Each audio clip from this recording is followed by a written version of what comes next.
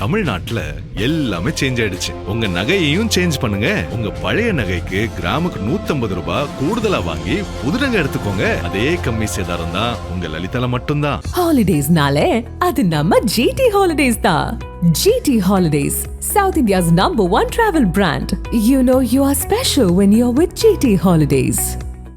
திரைக்கதை மன்னன் என தமிழ் திரையுலகினரால் போற்றப்படும் பிரபல இயக்குனரும் நடிகருமான கே பாக்யராஜ் காலமாகியுள்ளார். 73 வயதான பாக்யராஜ் மாரடைப்பு ஏற்பட்டு சென்னையில் தனியார் மருத்துவமனையில் அனுமதிக்கப்பட்ட நிலையில் 27ஆம் தேதி காலை மரணமடைந்துள்ளார். ஈரோடு மாவட்டம் கோபிச்செட்டிப்பாளையம் அருகே உள்ள வெள்ளாங்கோவில் பகுதியில் ஜனவரி 7, 1953ஆம் ஆண்டு பிறந்த பாக்யராஜ் சினிமா மீது ஏற்பட்ட ஆர்வம் காரணமாக சென்னைக்கு வந்தார். இயக்குனர் பாரதி ராஜாவிடம் உதவி இயக்குனராக பணியாற்றிய அவர் 16 வயதினிலே கிழக்கே போகும் ரயில் உள்ளிட்ட படங்களில் பணியாற்றினார். கிழக்கே போகும் ரயில் படத்தில் உதவி இயக்குனராகவும் சிறிய வேடத்தில் நடிகராகவும் அறிமுகமானார்.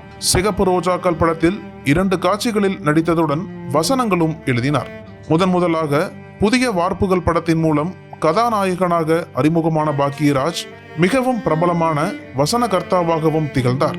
சுவரில்லாத சித்திரங்கள் படத்தின் மூலம் இயக்குனராக அறிமுகமான அவர் பின்னர் ஒரு கை யோசை, மௌன கீதங்கள், இன்று போய் நாளை வா, அந்த 7 நாட்கள், தூரல் நின்னு போச்சு, முந்தானை முடிச்சு, சின்ன வீடு, எங்க சின்ன ராசா, இது நம்ம ஆளு போன்ற பல வெற்றி படங்களை இயக்கி நடித்து தமிழ் சினிமாவில் தனது தனித்துவமான பாணியை பதித்தார். குடும்பம், காதல், சமூக பிரச்சனைகளை நகைச்சுவையுடன் கலந்து வெகுஜன மக்களை கவரும் வகையில் கதைகளை அமைத்தவர். ஊர்வசியை முந்தானை முடிச்சு மூலம் அறிமுகப்படுத்தியதும் பல படங்களை ஹிந்தியில் ரீமேக் செய்து வெற்றி பெற்றதும் அவரது சாதனைகளின் பட்டியல் நீண்டு கொண்டே செல்லும். எம்ஜிஆர், ஜெயலலிதா, கலைஞர் உள்ளிட்ட முன்னாள் முதல்வர்களிடம் நட்பு பாராட்டியவர். அதிலும் குறிப்பாக எம்ஜிஆரால் கலையுலக வாரிசு என அறிவிக்கப்பட்டவர். அரசியலில் எம்ஜிஆர் மக்கள் முன்னேற்ற கழகம் என்ற சொந்த கட்சியை தொடங்கி நடத்தி வந்தார் பாக்யராஜ்.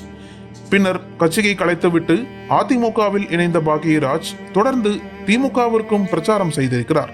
முதல் மனைவி நடிகை பிரவீணா திருமணமாகி 2 வருடத்தில் இறந்துவிட நடிகை பூர்ணிமாவை 1984 மறுமணம் செய்து கொண்டார் பாக்யராஜ். இவர்களுக்கு சரண்யா மற்றும் சாந்தனு பாக்யராஜ் ஆகிய 2 பிள்ளைகள். தமிழ் சினிமாவின் திரைக்கதை மற்றும் வசன பேரரசராகவும் பல தலைமுறை இயக்குனர்களுக்கு உத்வேகமாகவும் விளங்கிய பாக்யராஜின் இந்த திடீர் மறைவு திரையுலகம் முழுவதும் பெரும் அதிர்ச்சியையும் துக்கத்தையும் ஏற்படுத்தியுள்ளது.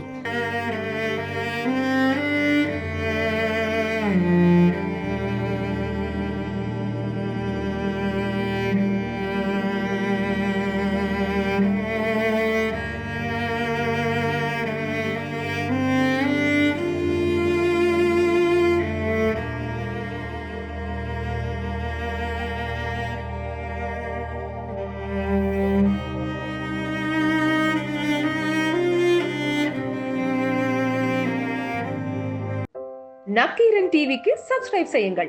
உங்கள் ஆதரவே எங்கள் பலம். ஆசிரியர்களுக்கு நண்பனாகவும் மாணவர்களுக்கு ஆசானாகவும் திகழும் தேர்வு வழிகாட்டி. ஒவ்வொரு பாடத்திற்கும் அனுபவமிக்க ஆசிரியர்களின் துல்லியமான தெளிவான விடைகள். CNC இருக்கு, தேர்வு பயம் எதற்கு? இது தீரன் பப்ளிஷிங் ஹவுஸ் விற்பனை வெளியீடு.